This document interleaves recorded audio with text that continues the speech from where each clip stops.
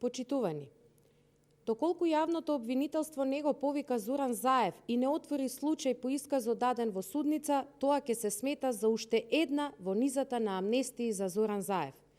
Доколку јавното обвинителство не го повика Зоран Заев, тоа ќе значи признавање дека обвинителството работи по диктат на Заев, но и јавно признавање дека Зоран Заев стои зад случајот рекет.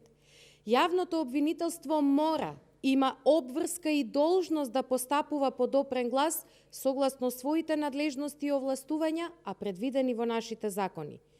Јавното обвинителство е должно да го штити јавниот интерес и да не дозволи никој, па дури ни Зоран Заев, да е над законот.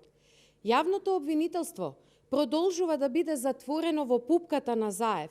Дури ни по барање на прво обвинетиот во случајот рекет, неговиот мобилен телефон, но ни мобилниот телефон на Заев не се земени на вештачење, иако јасно и недвосмислено е посочење на постоење на порака со содржина: дојди да се видиме и ќе ги соочиме доказите. Внимавајте, премиер на држава 2 недели пред наводно да го пријави случајот во основното јавно обвинителство, повикува на сега прво обвинетиот, нагласувам, на соочување на докази. Тоа може да се толкува само дека Зоран Заев поседува докази за време на истрага, а може би и пред истрага, во време пред воопшто рекет да биде пријавен. Тоа значи дека Зоран Заев знаел за рекетот и дека во најмала рака изигрува обвинител и судија, а уште повеќе глава на злосторничкото здружување за рекетирање.